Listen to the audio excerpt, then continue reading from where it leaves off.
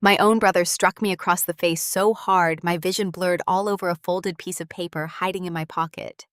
He thought a sudden act of violence would shatter me.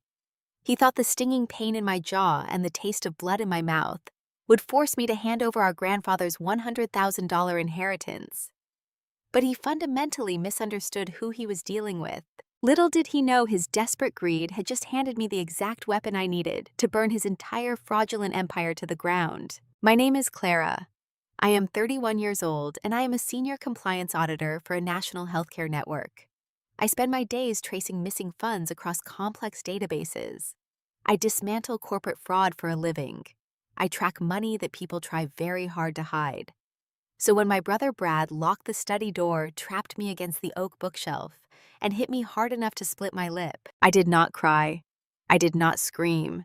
I just tasted the copper in my mouth, looked him dead in the eyes, and analyzed his panic. Before I explain exactly how I used that $100,000 check to trigger a massive federal investigation that sent my golden child brother to prison, let me know where you are watching from in the comments below.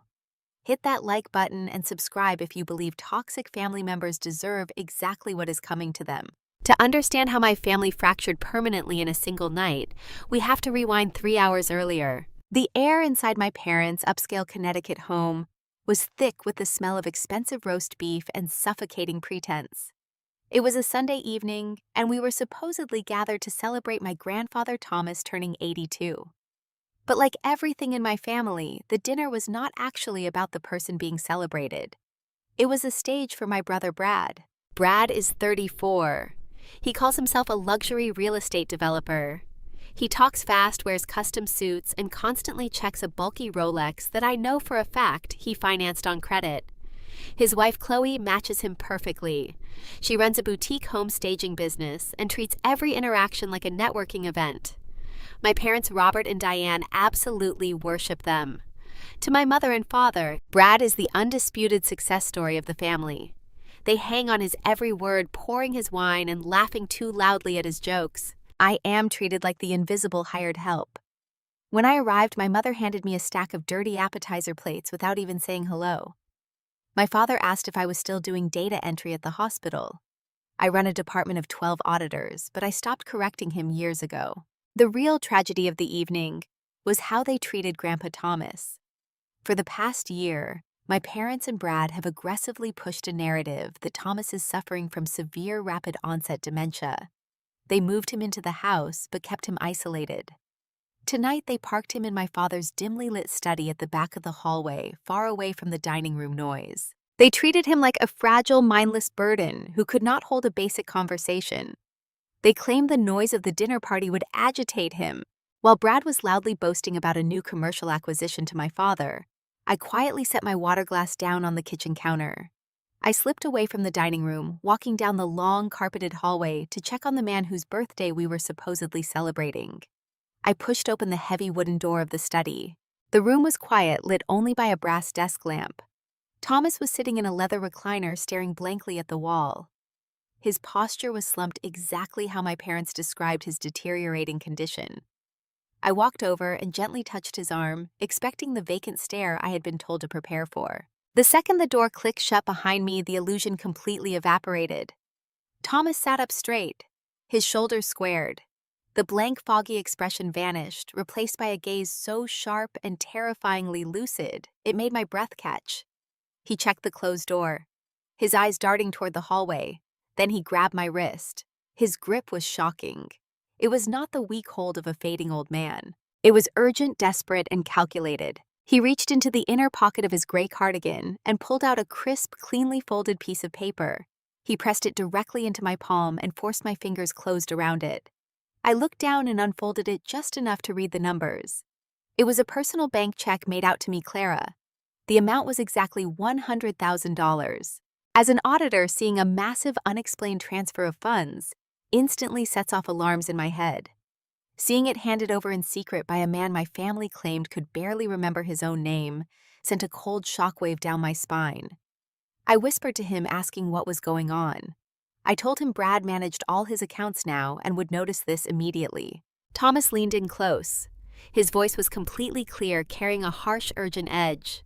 He told me to put the check in my pocket and hide it. He instructed me not to take it to any local bank branch. He specifically told me to go to the main downtown branch tomorrow morning and hand it directly to the regional manager. No one else. I asked him why. I needed to understand the mechanics of what I was looking at. Thomas looked at the door again with raw panic. He whispered that Brad was not managing his money. Brad was bleeding his $6 million commercial real estate portfolio completely dry. He told me Brad had locked down every account and that this check was the only way to expose the theft before the entire estate was gone. Before I could ask him for the routing details, a heavy shadow fell across the sliver of light under the study door. Someone was standing right outside listening. Thomas instantly slumped back into the leather recliner, dropping his chin to his chest and letting his hands tremble. He seamlessly slipped back into the role of a dementia patient. I shoved the check deep into the pocket of my slacks, just as the brass doorknob began to rattle violently. The door burst open, slamming hard against the drywall. Brad stood in the threshold. His charming, confident dinner party smile was completely gone. His face was flushed red, his tie slightly loosened, and his chest heaving. He stepped into the room and immediately reached behind him, turning the deadbolt with a sharp metallic click. We were locked in. He demanded to know what Thomas had just given me. His voice was a venomous command. I kept my face perfectly blank, falling back on my professional training. In compliance auditing, when you corner a fraudster, they rely on intimidation to regain control. I told Brad I was just checking on our grandfather because he looked lonely. Brad closed the distance between us in 2 long strides.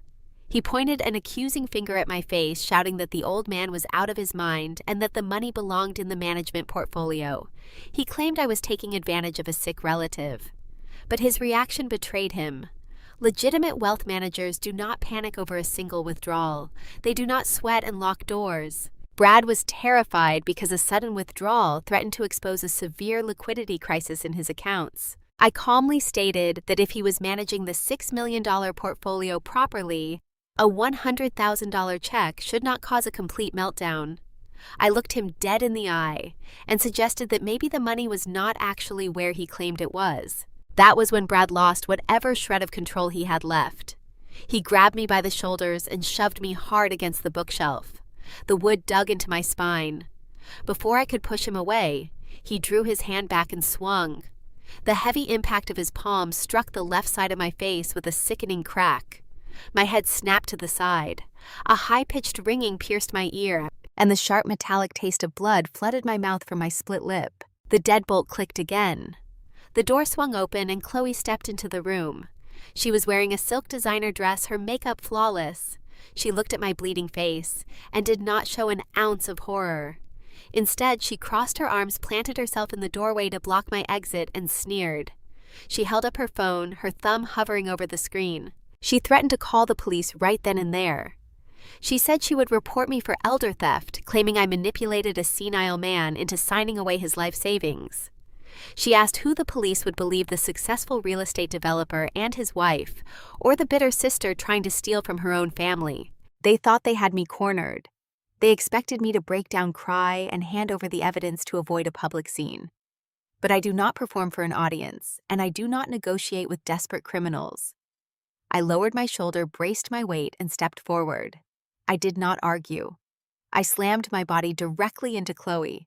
She shrieked as the impact threw her off balance, her phone clattering to the hardwood floor. I bolted out of the study and sprinted down the carpeted hallway. My parents were standing in the dining room doorway, their faces masks of pure shock as I ran past them with blood on my chin. I did not stop to explain. I threw open the heavy front door, ran out into the cool night air, and got into my car. I locked the doors just as Brad burst out of the house screaming my name. I put the car in drive and sped away, the check resting securely in my pocket. The trap was set. The morning air was sharp and bitter. I parked my car 3 blocks from the flagship bank downtown, the massive stone building looming over the financial district. The cut on my lip throbbed with every step, a dull reminder of the violence in the study. But my mind was entirely clear. I walked through the heavy revolving doors the precise minute the bank opened. The lobby was quiet, smelling of polished marble and stale coffee. A line was already forming at the teller windows, but I did not stop. My grandfather had been explicitly clear. I bypassed the velvet ropes and walked straight down the executive corridor. A receptionist tried to call out to me, her voice pitching up with sudden alarm, but I ignored her. I knew the layout. I knew where the power sat. I pushed open the glass door to the regional manager office. He was a man in his late 50s, adjusting his tie and opening his laptop. He looked up annoyed by the sudden intrusion. Before he could demand I leave, I stepped up to his massive oak desk. I reached into my pocket, pulled out the folded slip of paper, and placed it flat on the wood. "My grandfather told me to bring this directly to you," I said. My voice was perfectly level. The manager let out a heavy breath, clearly preparing to lecture me on protocol. But then his eyes dropped to the paper. I watched him with the trained gaze of an auditor. I expected him to fixate on the $100,000 amount. He did not.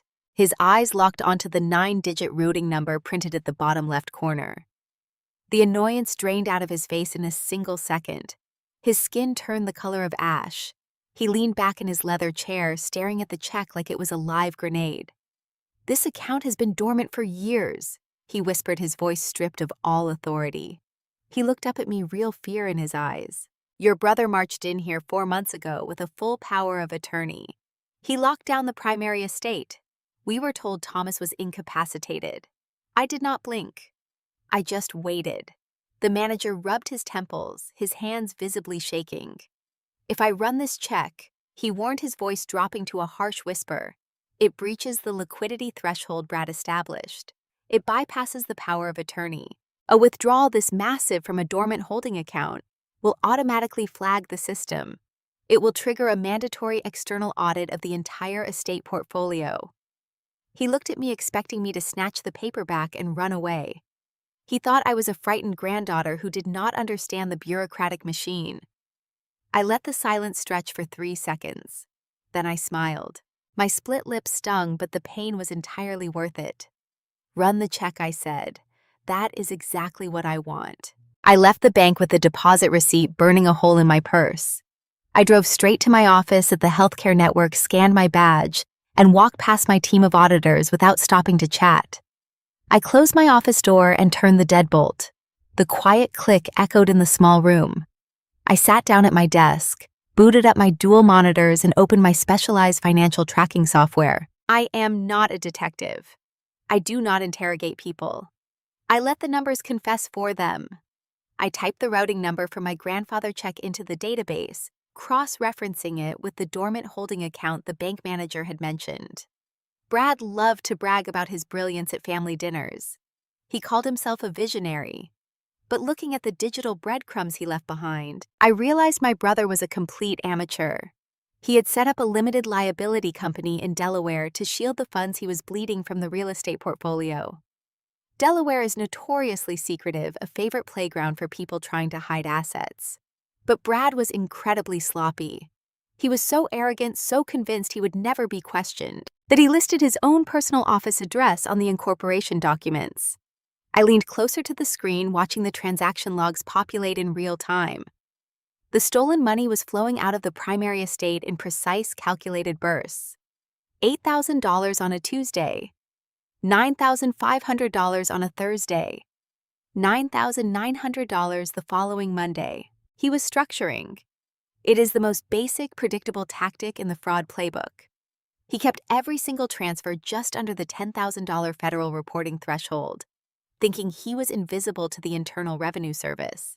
He thought he was outsmarting the government. He was actually painting a glowing target on his own back. But the real twist was not how he took the money. It was where the money went next. Fraudsters always have to clean their cash. They have to move it from the shadows back into the light. I traced the exit points from the Delaware Shell Company. The funds were not going into Brad's personal checking account. They were being wired in massive chunks to a series of commercial escrow accounts. I ran the registry on the routing numbers receiving the cash. The name on the receiving end made my blood run cold and then boil. It was a luxury home staging firm. It was Chloe Business.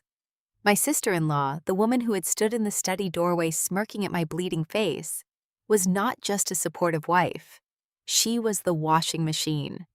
Brad was stealing the estate, and Chloe was laundering the stolen cash through her fake staging invoices to legitimize the income. They were running a full criminal syndicate right under my parents' noses. I hit save on the spreadsheet, securing the airtight evidence. My cell phone vibrated violently against the desk, shattering the quiet focus of my office. The caller ID flashed my mother name. I let it ring 3 times before I picked up, keeping my breathing slow and measured. I expected her to ask about my face. I expected her to ask why I ran out of the house in the middle of the night. I should have known better. Diane did not waste a single breath on concern. "Clara, you need to bring that money back right now," she demanded. Her voice was shrill, completely unhinged. She did not say hello. She just launched directly into the attack. I sat back in my ergonomic chair, staring at the damning spreadsheets on my monitors. "Mom," I said, keeping my tone perfectly flat, "do you even know what happened in the study last night? Did Brad tell you he hit me?" She did not pause. She did not skip a beat. She completely steamrolled right over my words. "Brad is under an immense amount of pressure, Clara. He is working day and night to secure this family legacy. He is taking care of your grandfather while you just sit in your little cubicle judging him. He had to defend himself when you tried to rob an old man." The absolute delusion of her statement was staggering. I looked at the digital proof of federal wire fraud glowing blue on my screen. My mother was using every classic guilt tactic in her arsenal. She called me a bitter, jealous spinster who resented my brother's success. She claimed I was trying to sabotage his brilliant real estate deals out of pure spite because I was unhappy with my own life. She ordered me to march over to Brad's office, hand over the stolen check, and beg for his forgiveness before I ruined the family name. I let her run out of steam. I let her exhaust her toxic vocabulary.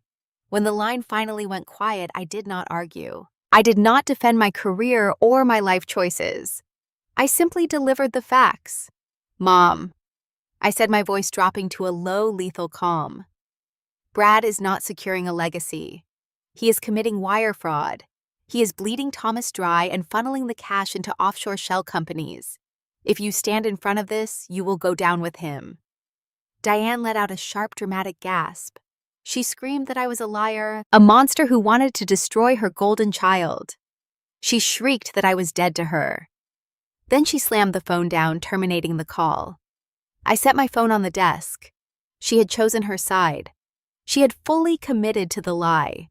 It was liberating, honestly. I did not have to feel guilty about what was coming next. Her blind rage was the exact catalyst I needed to let the trap snap shut. I left the office just after 6 that evening.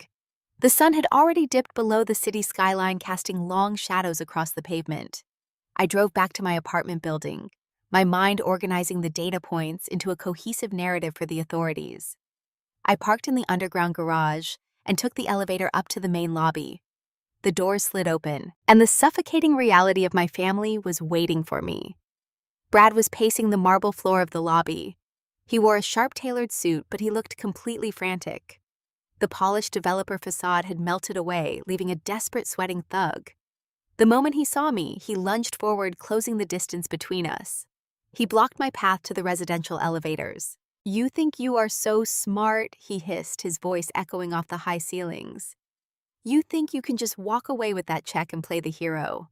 He leaned in his cologne, thick and cloying. He pointed a finger inches from my face. He threatened to destroy my career. He told me he had already spent the morning at the police station. He claimed he filed a formal report against me for aggravated assault and elder financial abuse. He said he had witnesses. He met my parents and his wife, people perfectly willing to lie, under oath to protect his fragile ego. "I am giving you exactly 24 hours, Clara," he snarled, a vein bulging in his neck. "You bring me that check by tomorrow night, or I call the detective back and have you arrested at your desk in front of your entire department. I will ruin your life." He stood there, chest heaving, waiting for me to shatter. He expected tears. He expected me to panic at the thought of losing my professional reputation. I did not blink. I looked at his sweating face. Then I slowly raised my hand and pointed to the upper corner of the lobby ceiling. The little red light on the dome security camera was blinking steadily. "You are standing in a secured building, Brad," I said, my voice completely deadpan. That camera records audio and video. It is currently capturing you trespassing, threatening a resident, and attempting to extort the return of evidence in a federal crime. I suggest you step out of my way before I call building security." Brad froze. His eyes darted to the camera, then back to me. The raw panic in his expression deepened. He realized his physical intimidation tactics were completely useless against someone who documented everything. He took a slow step backward, his fists clenched at his sides. He muttered a vicious curse under his breath, promising I would regret this. I stepped onto the elevator and pressed the button for my floor. The stainless steel doors slid shut, cutting off his furious face. The 24-hour clock was officially ticking, but I was not the one running out of time. By Tuesday morning, my cell phone had become a relentless weapon. It started vibrating violently against my nightstand at 6 a.m. and did not stop for hours. The bright notification banners stacked up on my screen, one after another, painting a very clear and disturbing picture of my parents' defensive strategy. They were not calling to apologize for the violence I endured. They were not calling to explain Brad's unhinged behavior in the study. They had gone on a full offensive strike. I sat at my kitchen counter with a hot mug of black coffee and scrolled through the wreckage of my own reputation. The first message was from my Aunt Susan.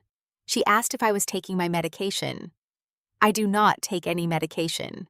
The second was from my cousin Emily, offering to help me find a secure psychiatric facility. The third was a deeply concerned voicemail from the senior pastor of my parents' church, asking me to surrender my pride and return the money I stole from a sick elderly man. Robert and Diane had spent the entire night spinning a masterful web of absolute fiction. They had systematically contacted every extended family member and close family friend. They told them I had suffered a severe mental breakdown. They claimed the pressure of my compliance auditing job had cracked my grip on reality.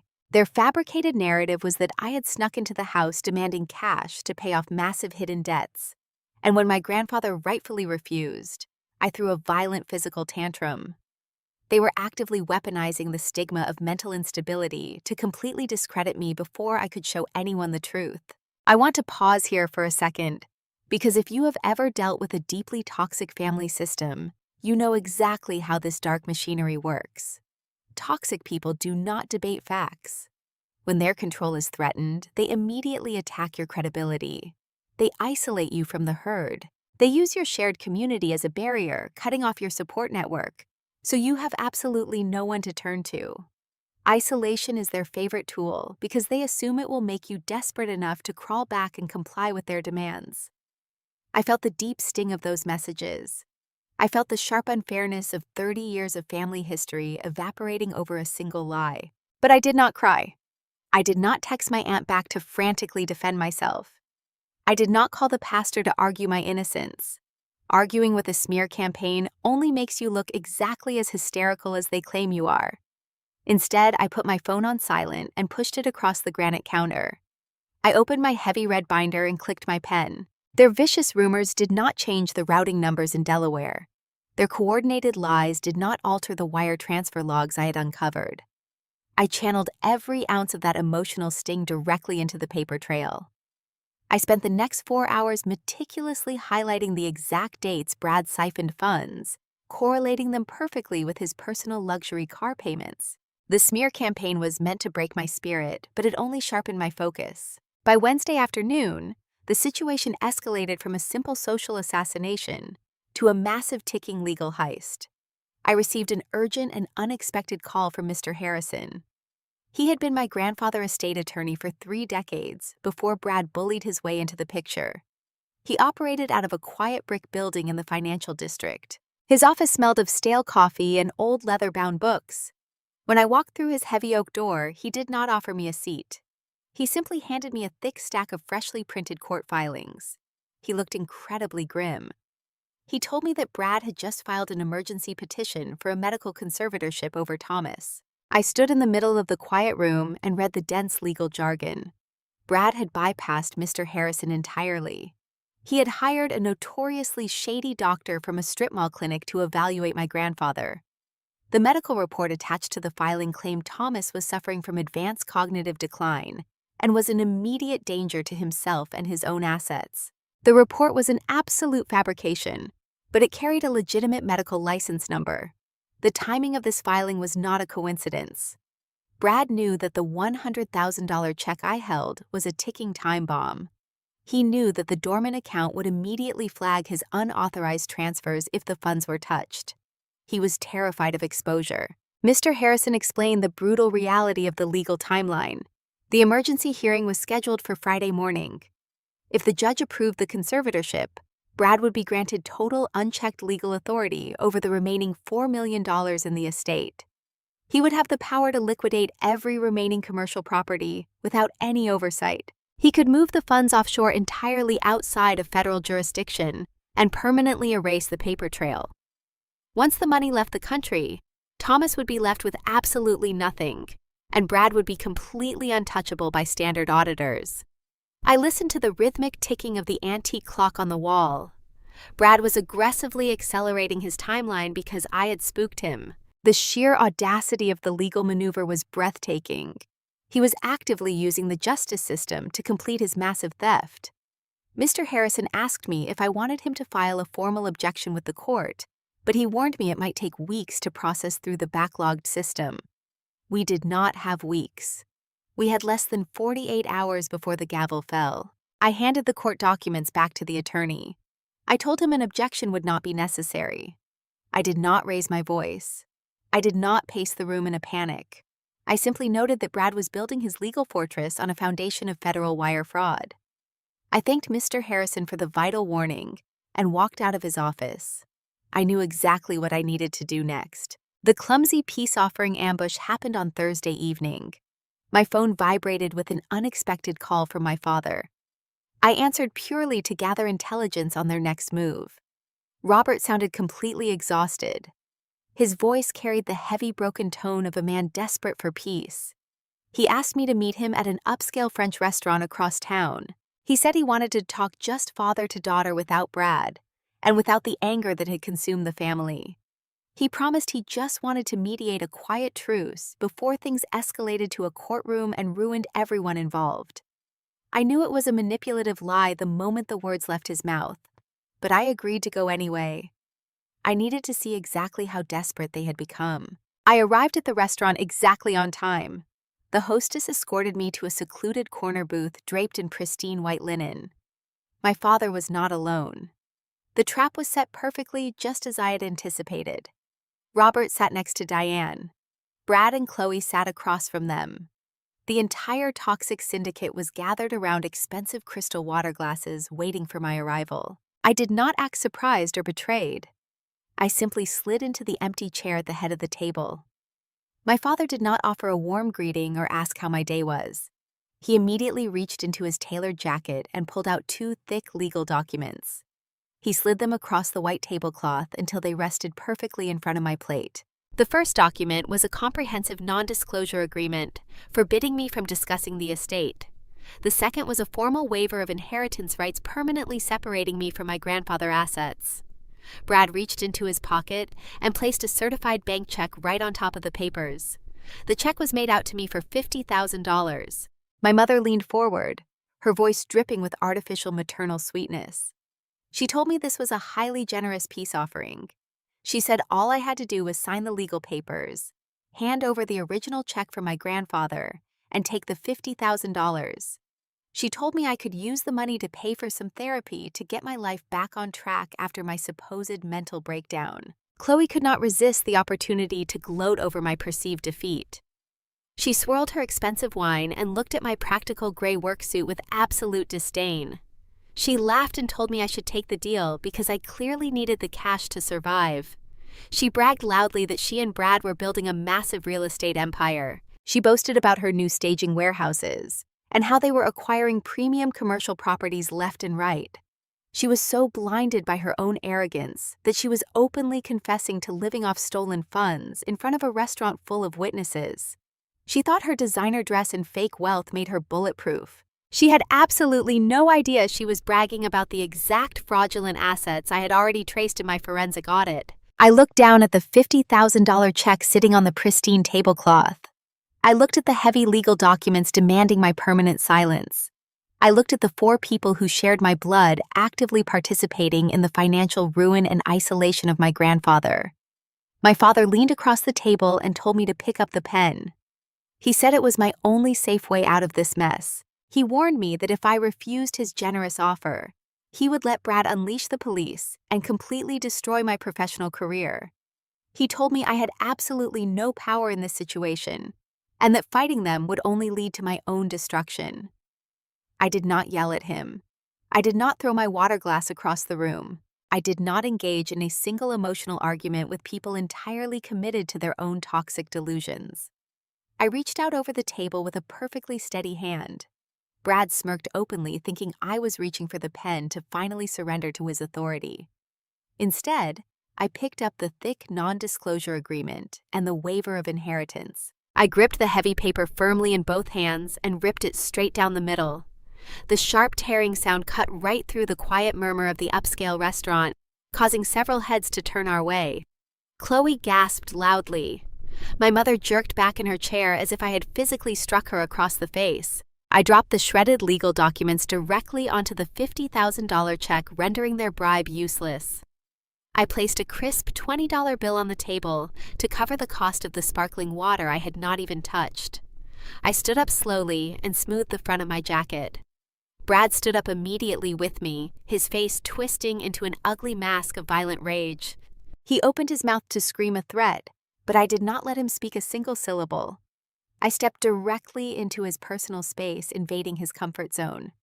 I leaned in very close to his ear and dropped my voice to a lethal whisper that only he and his wife could hear. I clearly enunciated the exact legal name of Chloe Hidden Commercial Escrow Account. I followed it immediately by reciting the 9-digit routing number that was receiving the stolen $9,900 wire transfers from Delaware. Brad went entirely motionless. All the color drained rapidly from his face, leaving him looking like a ghost trapped in a custom suit. The arrogant sneer vanished completely from Chloe's face, replaced by raw, unadulterated terror. They realized in that single freezing moment that I had seen entirely behind the curtain of their operation. I did not wait for a desperate response or a hollow excuse. I turned my back on my completely stunned family and walked gracefully toward the exit. I stepped out of the restaurant and into the cool evening air. The 24-hour timeline was irrelevant now. I knew their absolute desperation would push them to make a final fatal mistake, and my federal binder was completely ready for deployment. I did not wait for the Friday conservatorship hearing. Fraud thrives in the shadows of bureaucratic delay, and Brad was counting on the slow grinding gears of the probate court to buy him enough time to liquidate my grandfather's remaining assets. He wanted a messy, prolonged legal battle. I gave him a clinical, devastating mathematical certainty. Friday morning would be far too late, so by dawn on Wednesday, I was already walking through the heavy glass doors of the federal building downtown. I carried a sleek leather tote bag over my shoulder. Inside was my 50-page red binder. It contained every wire transfer log, every Delaware shell company registration, the forged power of attorney, and the commercial escrow routing numbers linked directly to Chloe Boutique staging firm. It was a flawless, irrefutable roadmap of a multi-million-dollar embezzlement scheme. But the binder was just the map. The actual weapon was the crisp piece of paper tucked securely into the front pocket of my briefcase. The $100,000 check.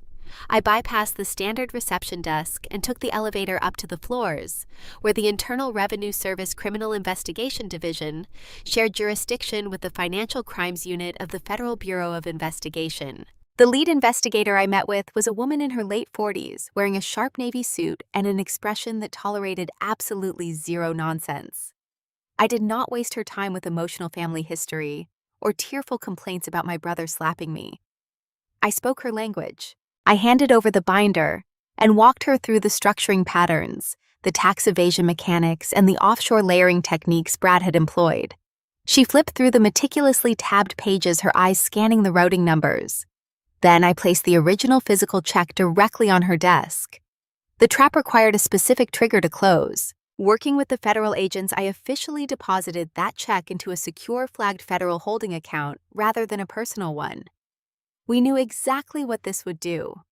Brad had drained the dormant holding account to a highly specific minimum balance to avoid setting off internal banking alarms. By pulling exactly $100,000 out of that specific account in a single transaction, the check violently breached the liquidity threshold Brad had established for his shell company. The financial infrastructure he had built was a house of cards, and I had just forcefully removed the bottom layer. The moment the check cleared the federal system, the algorithms reacted exactly as designed. The massive, unexpected withdrawal flagged the primary estate account for immediate external review. Because the funds were tied directly to the Delaware Limited Liability Company and Chloe commercial escrow accounts, the automated security protocols cascaded through the entire network. Without a single siren blaring, without a single police cruiser arriving at his office, every connected bank account, investment portfolio, and wire transfer hub registered to Brad and Chloe was instantly frozen. The trap snapped shut with absolute terrifying silence. They were financially paralyzed, and they had absolutely no idea. Blissfully unaware that the federal government had just severed his access to every stolen dollar, my brother spent Wednesday afternoon basking in his own colossal arrogance. The delusion of the narcissistic fraudster is a fascinating psychological study. Brad was so utterly convinced of his own intellectual superiority that he believed his physical intimidation in the restaurant had successfully terrified me into permanent submission. He assumed I was cowering in my apartment, mourning the loss of my family, and drafting an apology text to my parents.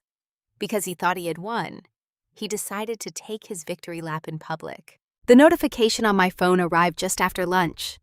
It was a digital invitation dripping in gold foil graphics and pretentious typography. Brad and Chloe were hosting a massive Friday night gala at the Fairfield Country Club. The event was explicitly designed to celebrate the official launch of their new luxury real estate development firm. They were throwing a massive party to unveil a corporate empire built entirely on the bones of my grandfather's stolen retirement fund. The guest list included the wealthiest investors, bankers, and socialites in the county. Brad had deliberately sent the invitation to my email address. It was a malicious, calculated taunt. He included a passive-aggressive little note at the bottom of the digital flyer, suggesting that I should stay home and rest for my mental health, but that I was welcome to send a congratulatory gift to the new corporate headquarters. He was rubbing my face in his perceived triumph, expecting me to sit alone in the dark, while he drank expensive champagne and accepted the applause of the local elite. He wanted me to feel utterly powerless. I sat at my desk, looking at the glowing invitation on my monitor. The sheer audacity of it made me smile. I knew something he did not. I knew the federal agents had spent the last 48 hours analyzing the 50-page binder. I knew the subpoenas were already signed. I knew the strike teams were quietly finalizing their operation schedules. The agents had informed me they were planning to move on Brad and Chloe physical assets by Friday evening, intending to seize the business records before the weekend. My brother had conveniently gathered himself, his co-conspirator wife, and all their wealthy enablers into a single inescapable room. He had set the perfect stage for his own absolute destruction. I moved my mouse over the golden digital invitation. I did not delete it. I did not send an angry response. I clicked the button to formally reply yes. I was going to that gala.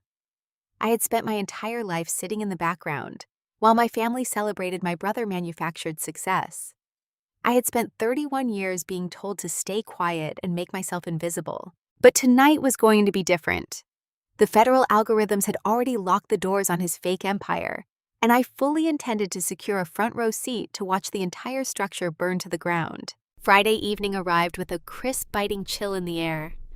I stood in front of the full-length mirror in my bedroom, preparing for the event, with the meticulous, cold precision of a surgeon scrubbing in for a high-stakes operation. This was not a family reunion. This was a professional execution. I did not choose a dress to blend in, nor did I choose something flashy to beg for attention. I pulled a tailored, understated charcoal gray sheath dress from my closet. The fabric was heavy and structured, serving as a kind of modern armor. It fit perfectly, projecting absolute unbothered competence. I paired it with simple black leather pumps that would not make a sound on the marble floors of the country club. I pulled my hair back into a sleek, severe twist at the nape of my neck, ensuring not a single strand was out of place. I applied a minimalist layer of makeup, focusing only on a sharp, dark red lip. The split on my lower lip from my brother's physical assault had mostly healed, leaving only a faint pale line. I traced over it with the lipstick a quiet reminder of exactly why I was walking into this room. I clasped my simple silver watch around my wrist, the cool metal grounding me in the present moment. I did not feel an ounce of fear, anxiety, or hesitation. There is a profound, almost intoxicating power in walking into a room where every single person expects you to fail. My parents, my brother, my sister-in-law, they all believed they had successfully crushed me. They had spent the entire week spreading vicious, humiliating lies about my mental stability to the exact people who would be standing in that ballroom tonight. They were expecting to see a broken, hysterical woman, or more likely they expected to see no one at all. They thought I had retreated into the shadows. They assumed my silence was a surrender. They had completely forgotten what I do for a living. I do not perform for audiences. I do not beg for validation. I gather the facts, secure the perimeter, and drop the match. I picked up my small structured clutch from the dresser. Inside, I carried nothing but my identification, my keys, and my phone. I did not need to bring a binder of evidence to the country club. The federal government was already carrying the evidence for me. I walked out of my apartment, locked the deadbolt with a satisfying click, and stepped into the elevator. The drive to the country club took exactly 22 minutes. I drove in complete silence, the rhythm of the highway tires soothing my mind. I was leaving the frightened, invisible daughter behind in that car. The woman stepping out of the vehicle was the senior compliance auditor, and she was about to close out the most important file of her entire career. The Fairfield Country Club was ablaze with brilliant golden light, looking like a fortress of unearned privilege against the dark night sky. Expensive luxury vehicles lined the circular driveway, handed over to eager valets.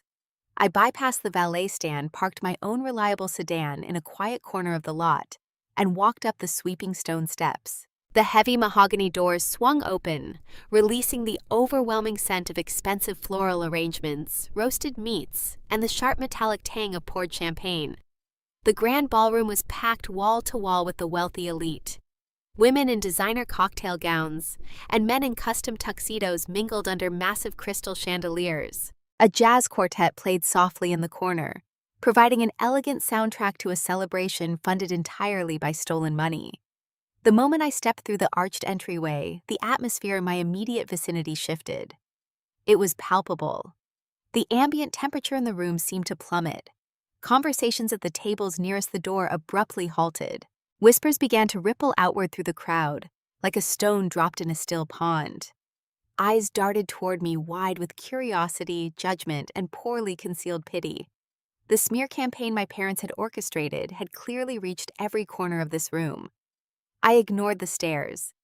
I kept my posture perfectly rigid, my chin parallel to the floor, and began a slow, deliberate walk across the room. Before I could reach the center of the ballroom, two frantic figures broke from the crowd. My mother and father rushed to intercept me. Diane was wearing a sequined gown, her face flushed with absolute panic. Robert marched a half step ahead of her, his jaw clenched tight enough to crack his own teeth. They stepped directly into my path, attempting to block the view of the other guests. "Clara!" My father hissed, his voice dropping to a harsh, venomous whisper. "What on earth are you doing here? Are you completely out of your mind?" My mother grabbed at my forearm, her manicured nails digging into the fabric of my sleeve. "You are ruining everything," she breathed, her eyes darting frantically toward the stage where Brad was preparing to speak. "Get out of here right now before you embarrass this family any further. Go home and take your medication." I did not flinch. I did not raise my voice to defend my sanity.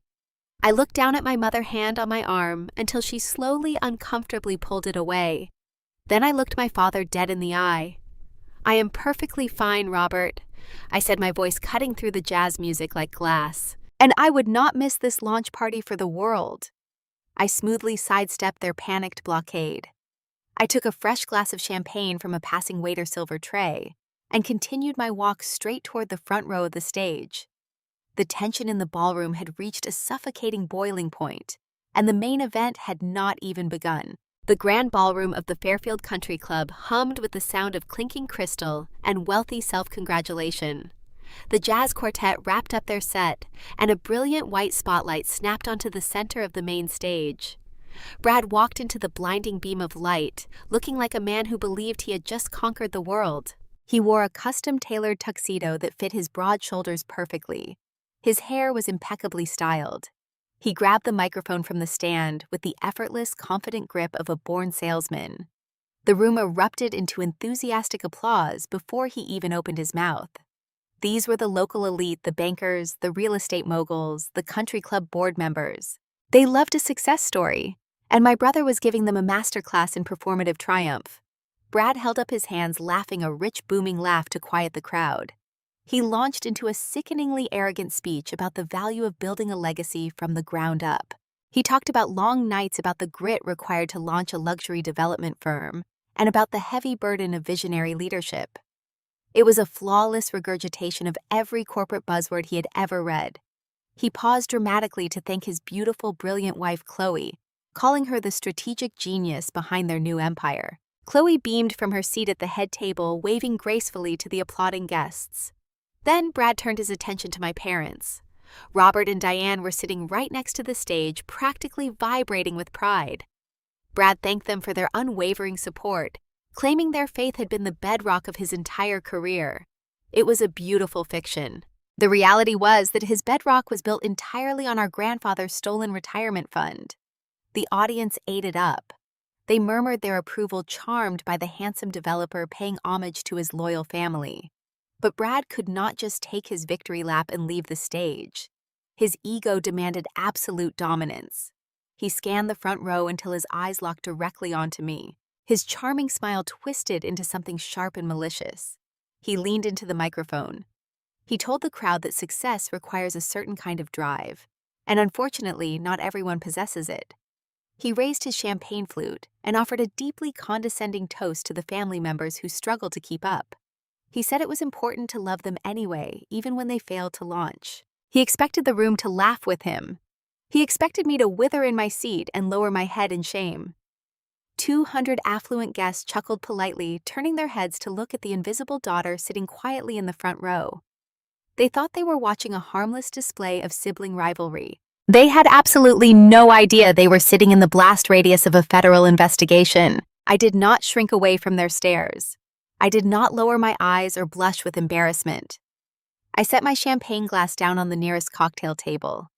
The crystal base made a soft, solid click against the wood. I stood up.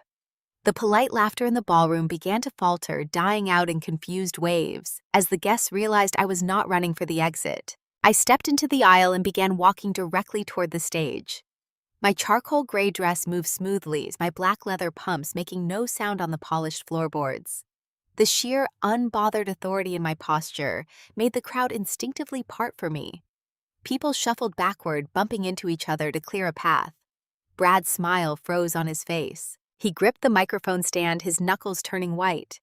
He thought I was coming up to apologize, or perhaps to make a desperate, hysterical scene that would only prove his narrative about my mental instability. My parents scrambled out of their chairs. My mother hissed my name in a frantic, panicked whisper, demanding that I sit back down. I completely ignored them. I reached the wooden stairs at the side of the stage and walked up. An event coordinator was standing in the shadows near the soundboard, clutching a secondary wireless microphone. She looked absolutely terrified, unsure of what was happening. I reached out and smoothly slid the microphone directly from her trembling hands. I stepped into the edge of the spotlight, positioning myself 10 feet away from my brother. Brad leaned forward, trying to recover his arrogant composure. He spoke into his mic, dripping with fake sympathy, telling the audience that his sister was going through a very difficult time. I did not let him finish the thought. I raised my microphone and tapped the head of it twice. The sharp percussive thud echoed through the massive sound system, instantly cutting off his voice. I looked out over the sea of wealthy investors, local politicians, and society elites. I kept my voice perfectly even, completely stripped of emotion. I sounded exactly like a senior compliance auditor delivering a quarterly risk assessment. I told the room that since we were celebrating the launch of a new luxury real estate firm, I thought the investors present should know exactly how this brilliant new empire was funded. The silence in the ballroom became absolute. It was the kind of heavy, suffocating quiet that precedes a massive structural collapse. I did not look at my brother. I kept my eyes locked on the crowd delivering the data with clinical mathematical precision. I stated that the initial capital for this luxury development firm did not come from hard work or visionary leadership. It came from a series of unauthorized withdrawals, totaling $2.4 million taken directly from the retirement accounts of an 82-year-old man suffering in isolation. I recited the exact legal name of the Delaware Limited Liability Company Brad had formed to hide the theft. I watched the faces of the investors in the audience change from mild amusement to rigid horror. These were financial people. They understood exactly what these words meant. I explained that the funds were systematically moved in precise increments of $9,900. I spoke slowly, ensuring the acoustic system carried every single syllable to the back of the room. I explained that moving money just beneath the $10,000 federal reporting limit is a textbook evasion technique known as structuring. A man in a tuxedo 3 rows back actually gasped. I turned my attention to Chloe, who was sitting at the head table looking like she had just been plunged into freezing water.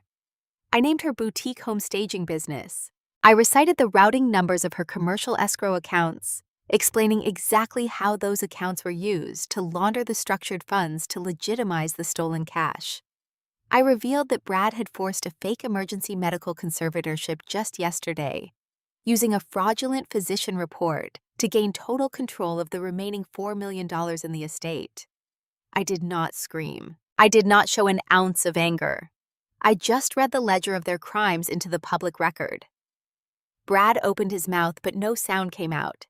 The arrogant developer persona was completely dead, replaced by a man realizing his entire life was over.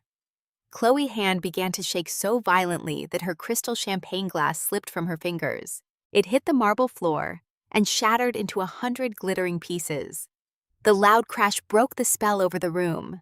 My father Robert lunged forward, pointing a shaking finger at me and screaming at the top of his lungs for club security to remove me from the stage immediately. The elite guests began murmuring in panicked, chaotic waves, stepping away from the family table, as if my parents were suddenly contagious. They realized they were standing in the middle of a massive active fraud exposure. 2 large security guards in dark suits rushed down the center aisle, moving fast to intercept me. My father was still yelling, his face purple with outrage, completely desperate to silence the audit I had just delivered. But before the security guards could even reach the first step of the stage, the heavy mahogany doors at the back of the grand ballroom swung open with a massive echoing thud. The entire room turned around. 4 individuals walked through the entrance, moving with a coordinated tactical efficiency that instantly dwarfed the country club security detail. They wore sharp dark suits and thick windbreakers with bold yellow lettering across the back. 2 jackets read FBI and 2 read IRSCID. The lead investigator, the same woman I had handed my 50-page red binder to on Wednesday morning, walked straight down the center aisle. She did not stop. She did not hesitate. The wealthy guests scrambled out of her way, pressing themselves against the linen-covered tables. She walked directly up the stage stairs and stepped into the blinding white spotlight right between me and my brother. She held up her federal badge, the silver medal gleaming under the chandeliers. She spoke into the dead silence of the room. She announced that as of 6 o'clock this evening, federal warrants had been executed because Brad had arrogantly tied his own personal office address and identity to the fraudulent Delaware shell company, and because my $100,000 check had triggered an immediate automated audit of the dormant holding accounts. The government had everything they needed. She stated clearly and loudly that every single bank account, commercial property, deed, and investment portfolio registered to Brad and Chloe had been entirely frozen. She told them they were currently under investigation for federal wire fraud, money laundering, and the financial exploitation of a vulnerable adult. She informed Brad that he did not have access to a single penny, and that the luxury firm they were celebrating tonight was now evidence in a federal racketeering case. The ballroom descended into absolute breathtaking chaos. Investors began pulling out their phones, frantically dialing their legal teams. My mother collapsed into her chair, hiding her face in her hands, as the social standing she had worshipped her entire life was permanently vaporized in front of her eyes. Brad stared at the federal agents, his knees buckling slightly, as he realized the check he slapped me over had not just been a piece of paper. It had been the lock on his prison cell, and I had just handed the government the key. The sheer gravity of the moment anchored me to the floor of the ballroom. I watched with perfect clarity as the federal agents moved across the stage with practiced, lethal efficiency. The lead agent pulled a pair of heavy steel handcuffs from his tactical belt. The sharp metallic ratcheting sound echoed loudly through the country club sound system because my brother had completely forgotten to turn off his lapel microphone. Brad offered absolutely zero physical resistance. The arrogant real estate mogul who had slapped me across the face just 4 days ago was completely gone. He sagged heavily against the wooden podium, looking hollowed out, terrified and remarkably pathetic as the cold metal locked tightly around his wrists. He cast a desperate glance toward his wife, expecting her to launch a vicious legal defense.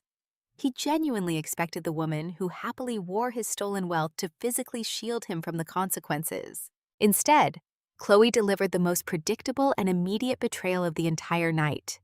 The moment the federal agent read the asset seizure warrant aloud, Chloe physically recoiled from her husband. She stumbled backward, her designer heels slipping clumsily on the polished stage floor. She pointed a trembling manicured finger at Brad and screamed to the audience that she had absolutely no idea where the investment capital came from.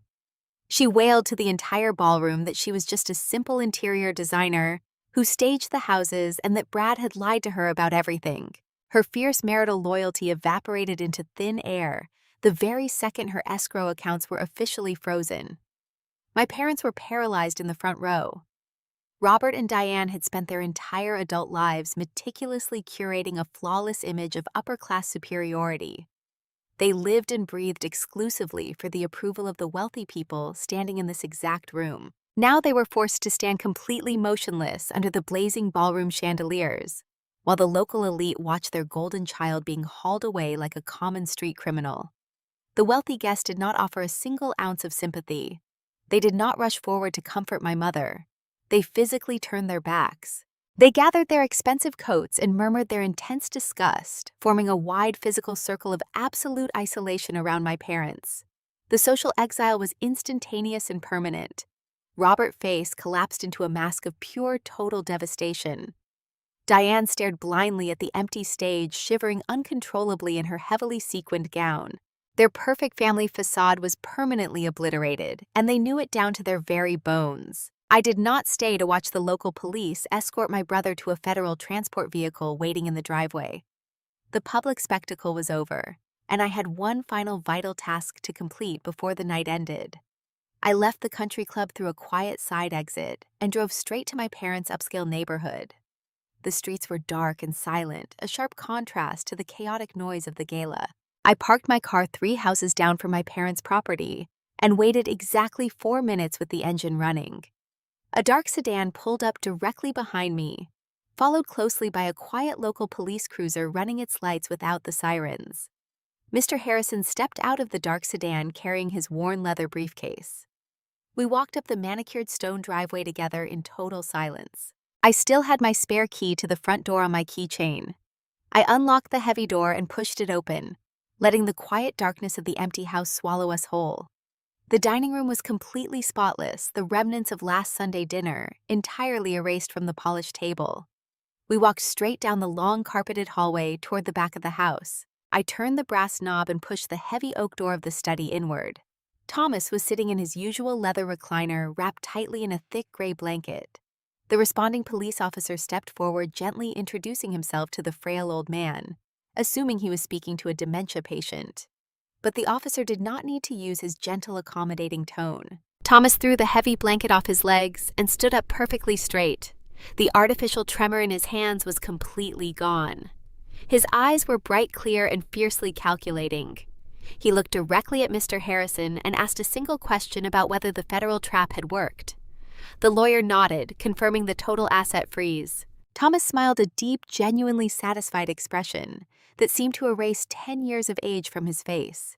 He turned to the bewildered police officer and clearly explained the reality of the situation. My grandfather revealed that he had been completely lucid the entire time. He knew Brad was aggressively siphoning his commercial real estate portfolio, but he also knew his son Robert would blindly and violently defend the golden child. If Thomas had fought them openly, My parents would have dragged him into a messy, prolonged probate court battle and drained his remaining accounts through endless legal fees. So Thomas willingly played the role of a senile burden. He acted as the perfect bait. He waited patiently in the dark room until the exact right moment to hand me the check. He told the stunned officer he chose me because I was an auditor. He knew I was the only person in the family smart enough to trace the routing numbers and cold enough to execute the trap without blinking an eye. We walked out of the house together, leaving the suffocating legacy of Robert and Diane entirely behind us. 8 long months passed since that night at the country club. The federal justice system moves with a slow, crushing inevitability that grinds white-collar criminals into dust. Brad was denied bail due to his extensive offshore flight risks and the massive amounts of missing capital. He spent the autumn and winter sitting in a sterile federal holding facility, while expert forensic accountants dissected every single aspect of his life. By early spring, he realized he had absolutely no defense strategy left to play. The paper trail I provided to the authorities was completely airtight. He took a heavy plea deal simply to avoid a longer, more public trial. My golden child brother was officially sentenced to a full decade in federal prison for multiple counts of wire fraud and money laundering. Chloe lost absolutely everything she valued. The government systematically seized her boutique staging business, her commercial properties, and all associated escrow accounts under strict civil asset forfeiture laws. She filed for a rapid divorce before Brad even reached his permanent correctional facility, proving she only ever loved his bank account. But the most devastating financial ruin was reserved for the 2 people who enabled the monster from the very beginning.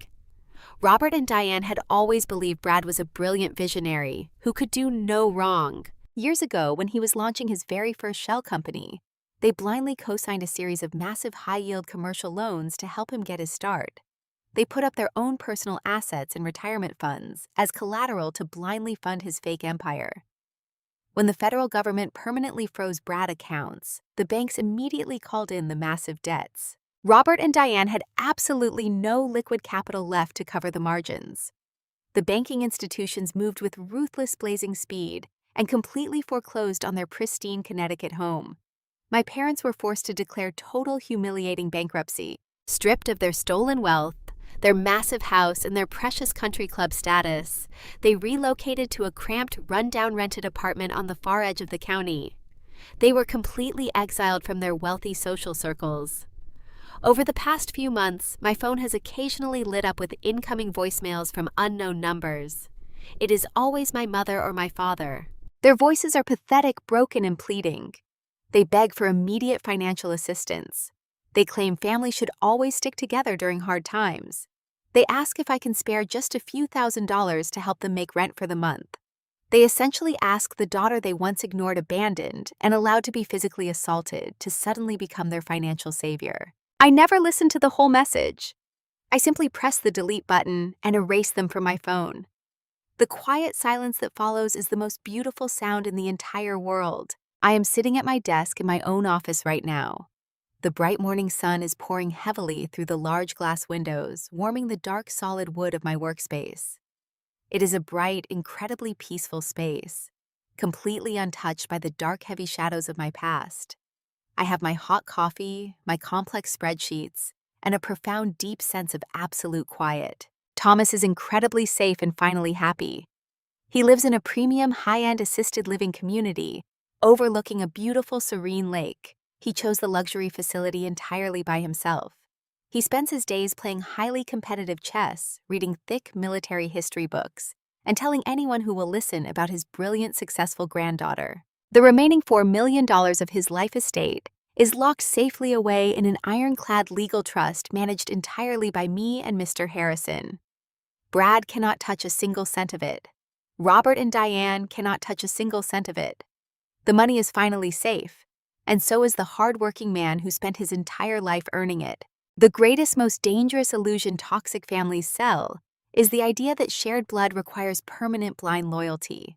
They deliberately condition you to believe that you must forever absorb their emotional abuse, their endless neglect, and their sudden violence simply because you happen to sit at the same holiday dinner table. But biology is not a binding legal contract. Respect is a contract. Integrity is a contract. For 31 years, I actively allowed my parents to treat me like I was completely invisible. I craved their parental validation so deeply that I was willing to accept the tiny, miserable scraps of their attention. But the night my brother struck me in the face, the fragile illusion shattered into a million pieces.